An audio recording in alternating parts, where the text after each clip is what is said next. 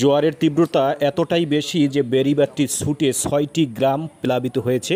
এই বিষয়টি জানার সাথে সাথে আমরা সেটি সামাজিক যোগাযোগ মাধ্যমে ছড়িয়ে দিয়েছি। কারণ হচ্ছে যে আমরা চাই যাতে খুব দ্রুত এই বেড়িবাঁধটি একটু সংস্কার করা হয়।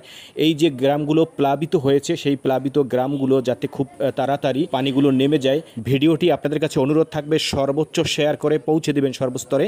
পাথরঘাটা উপজেলার নাস্তাপাড়া মানিকখালী বাজার সংলগ্ন বেড়িবাঁধটি গত রাতে ছুটে গিয়ে সেই পানি ৬টি গ্রাম তলিয়ে গিয়েছে।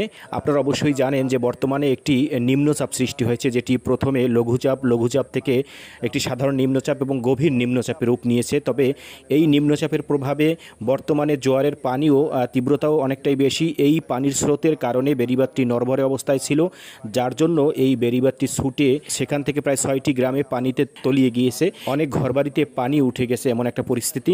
তো আপনাদের কাছে অনুরোধ থাকবে এই ভিডিওটি সকলের স্তরে পৌঁছে দিলে যাতে করে এই বেড়িবাঁধটি মেরামতের জন্য যাতে খুব দ্রুত কাজ করা হয়। পানি উন্নয়ন বোর্ডের অনিয়ম এবং দুর্নীতির বলি হলো আজ সাধারণ জনগণ। কারণ তারা এই যে বেড়িবাঁধটি সংস্কার করেছে, কিছুদিন পূর্বে এই বেড়িবাঁধটি কিন্তু সংস্কার করা হয়েছিল, কিন্তু কাজে যে অনিয়ম এবং দুর্নীতি হয়েছে যার জন্যই কিন্তু বেড়িবাঁধটি নড়বড়ে অবস্থায় ছিল। জোয়ারের পানির তীব্রতা যখন এসেছে তখন আসলে বেড়িবাঁধটি ছুটে গিয়েছে। তো এজন্য এখন যে সমস্যা তৈরি হয়েছে, সাধারণ মানুষের যে ভোগান্তি সৃষ্টি হয়েছে, এটি কিন্তু সম্পূর্ণ দায়ভার পানি উন্নয়ন বোর্ডের নিতে হবে। আমরা প্রশাসনের দৃষ্টি আকর্ষণ করছি আসলে বিষয়টি খতিয়ে দেখার জন্য যে এই বেড়িবাঁধ সংস্কার করার জন্য যে অনিয়ম হয়েছে সেই অনিয়মটি যাতে উদ্ঘাটন করা হয়। পাশাপাশি আপনারা জানেন যে বর্তমানে বৈরী আবহাওয়া বিরাজ করতেছে সারা দেশ জুড়েই, যার জন্য টানা বৃষ্টি চলতেছে। গতকাল থেকেই আসলে বৃষ্টিটা শুরু হয়েছে বেশিরভাগ, এবং এই বৃষ্টিটা প্রায় 2 জুন পর্যন্ত চলমান থাকবে। সেই ক্ষেত্রে তবে এখানে আবহাওয়া অফিস থেকে বলা হয়েছে যে বিষয়টি ঘূর্ণিঝড় পর্যন্ত রূপ নেওয়ার কোনো সম্ভাবনা নেই, তবে আপনাদেরকে সতর্ক থাকতে হবে। আরেকটি বিষয় হচ্ছে যে এই যে বর্তমানে জোয়ারের পানিতে যেহেতু স্বাভাবিক জোয়ারের চাইতে পানি বৃদ্ধি পাচ্ছে, কারণ বছরের এই সময় প্রতি বছরই পানিটা বৃদ্ধি পায়, যার জন্য জোয়ারের যে পানি স্বাভাবিকভাবে যে জোয়ার থাকে তার চাইতে 2 ফুট বা 3 ফুট বেশি পানি হচ্ছে, এবং পানির স্রোতও আগের চাইতে কিন্তু প্রায় 3-4 গুণ বেশি হচ্ছে।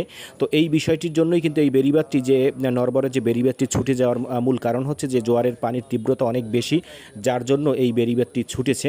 এবং এই যে এখন জনদুর্ভোগ সৃষ্টি হয়েছে, এখানে বিকল্প ব্যবস্থা হিসেবে এখানে একটি কি করা যায় বিষয়টি যদি খতিয়ে দেখা হয় ঊর্ধ্বতন কর্তৃপক্ষ, তাহলে আমার মনে হয় এই যারা ভোগান্তিতে রয়েছে, এই যে সাধারণ মানুষ যারা ভোগান্তিতে রয়েছে, তারা কিন্তু এই বিষয়টি তারা এই ভোগান্তি থেকে মুক্তি পাবে খুব তাড়াতাড়ি। ভিডিওটি সর্বোচ্চ শেয়ারের দাবি জানাচ্ছি, এবং আপনারা যারা আমার পেজ থেকে নিয়মিত ভিডিও দেখেন, আপনাদের কাছে অনুরোধ থাকবে যে এই পেজটি যদি ফলো না দেওয়া থাকে অবশ্যই পেজটি ফলো দিয়ে সাথে সংযুক্ত থাকবেন, এবং আপনাদের কোনো তথ্য দেওয়ার থাকলে মেসেঞ্জারে আপনারা যোগাযোগ করবেন।